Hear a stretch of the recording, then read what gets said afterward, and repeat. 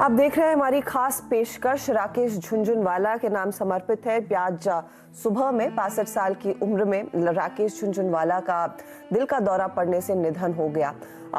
Industry के दिग्गज, market veterans, सबसे हम बातचीत कर रहे हैं और कुछ ही देर पहले हम बात कर रहे थे नितेश मित्र सेन से, एक गेमिंग इंडस्ट्री के फाउंडर। और 2017 में जब ये कंपनी लिस्ट नहीं हुई थी, एक छोटी कंपनी थी, राकेश झुनझुनवाला ने इसमें पैसा लगाया था। आज एक लिस्टेड कंपनी है और एक लंबा सक्सेसफुल जर्नी दरअसल नजारा टेक्नोलॉजीज ने लिखी है।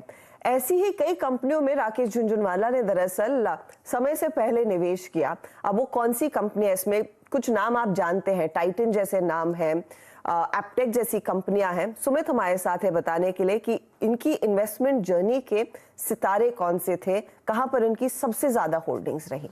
देखिए, एक बहुत ही लंबी सूची है। करीब करीब 15 ऐसी कंपनीज है जिनकी होल्डिंग राकेश सर रखते थे, लेकिन अलग अलग एंटिटीज के थ्रू, इधर डायरेक्टली या फिर उनकी फर्म के थ्रू। लेकिन अगर उन एंटिटीज में से टॉप होल्डिंग्स निकाली जाए इन टर्म्स ऑफ वैल्यू, तो सबसे पहला नाम ऑब्वियसली आएगा टाइटन का। करीब करीब 8,700 करोड़ रुपए स्टैंड लोन बेसिस पे उनकी होल्डिंग थी। और अगर उनकी बाकी एंटिटीज को मिला ले तो करीब करीब 11-11,500 करोड़ रुपए के आसपास की होल्डिंग सिर्फ अकेली टाइटन के अंदर थी। एक बड़ा उनके लिए वेल्थ क्रिएटर बन के सामने भी आया था। स्टार हेल्थ करीब 14-14.5% की होल्डिंग और रफली 6,000 करोड़ रुपए के आसपास का निवेश। टाटा मोटर्स, और ये सबसे इंटरेस्टिंग निवेश था उनका, क्योंकि जब टाटा मोटर्स सबसे बुरे दौर में था तब उन्होंने इसको पिक किया और करीब करीब 1731 करोड़ रुपए का स्टेक घटाने के बाद उनका स्टेक है। एक समय में तो ये 3 से 4% के आसपास तक ले गए थे। फोर्टिस हेल्थ केयर 4.5% की हिस्सेदारी यहां पर भी, और क्रिसिल जहां पर करीब करीब 150 रुपए पर शेयर के आसपास की उन्होंने हिस्सेदारी खरीदी थी, जो बाद में एक बड़े ऑफर के बाद 750 रुपए का ऑफर आया और अभी भी वो रफली 3% के आसपास की हिस्सेदारी होल्ड करते हैं। करीब 693 करोड़ रुपए के आसपास की हिस्सेदारी है। इन 5 बड़ी होल्डिंग को ही अगर आप मिला लेंगे तो करीब करीब 15,000 करोड़ रुपए के आसपास की हिस्सेदारी वो इन 5 टॉप होल्डिंग्स के अंदर ही रखते थे। इसके अलावा भी एक लंबी सूची थी जहां पर वो हिस्सेदारी रखते थे। इसके अलावा न केवल हिस्सेदारी रखना, बल्कि कई सारे बोर्ड्स के वो डायरेक्टर भी थे, कई सारे जगहों पे वो चेयरमैन भी थे। हंगामा मीडिया, जहां पर उन्होंने बतौर चेयरमैन कामकाज करते थे, अकासा के को फाउंडर के तौर पर वो शुमार थे। और जब बॉलीवुड में उनका जो एक्सपेंशन हुआ और उन्होंने 3 नई मूवीज प्रोड्यूस की थी, उसके बाद अपने बाकी मित्रों के साथ मिलकर उन्होंने हंगामा को भी फॉर्म किया और उसके बाद उसके चेयरमैन बने। एप्टेक एक और ऐसा नाम है जिसके वो चेयरमैन के तौर पर शुमार थे। इसके अलावा कई सारे बोर्ड में डायरेक्टर थे, इसमें वाइसरॉय होटल्स आता है, प्रोवोग इंडिया आता है, जियोजित फाइनेंशियल्स आता है।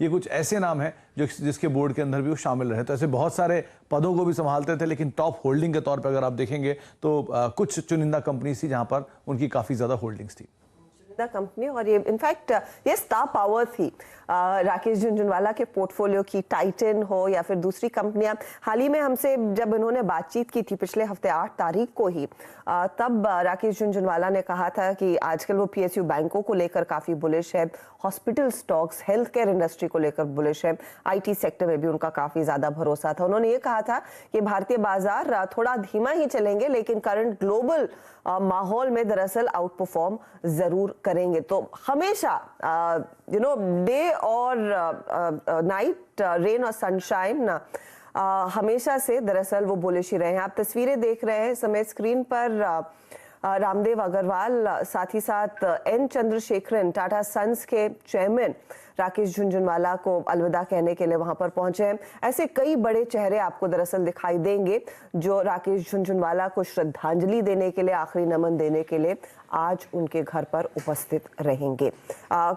आगे आपके लिए एक अपडेट यतिन से भी लेकर आएंगे कि क्या दरअसल कार्यक्रम होगा यहाँ से आगे।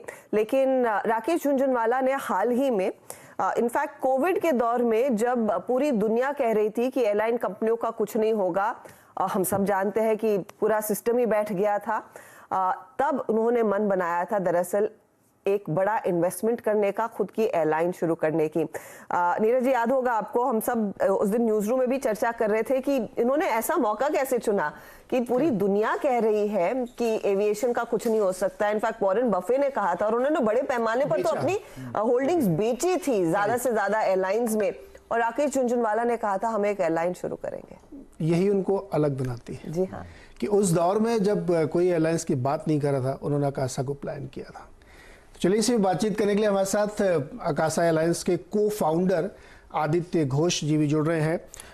आदित्य जी, मौका बहुत ही दुखद है और हम सब लोग उसमें शरीक भी हैं, लेकिन चूंकि आप उनके साथ एक बिजनेस पार्टनर के तौर पे जुड़े रहे, अभी भी उनके साथ उस बिजनेस में है, वो नहीं है हालांकि, मैं ये जानना चाहता हूँ कि इस मूवमेंट पे आप उनको कैसे याद कर रहे हैं, चूंकि आप एक उनके साथ बिजनेस पार्टनर के तौर पे जुड़े हुए हैं।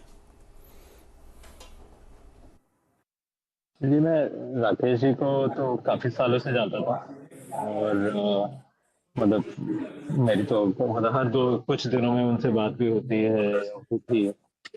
तो मुझे तो मतलब एक तो शौक है ऐसी एक मतलब ऐसी खबर आई सुबह सुबह, मगर मतलब जितना भी मैं उनके बारे में सोचता हूँ तो मुझे बस उनकी हंसी, उनका जो एक करेज था, उनमें एक बहुत ही ब्रेवरी थी हर चीज में। किसी किसी कोई भी अगर कुछ मतलब कोई कठिनाई हो, जो भी हो, वो उसको उसके साथ जूझने की जो उनमें जो एनर्जी थी, उनमें जो इंस्पिरेशन था, वो मुझे हमेशा याद आता है। और एट अ पर्सनल लेवल वो बहुत ही मतलब लोगों से प्यार करना।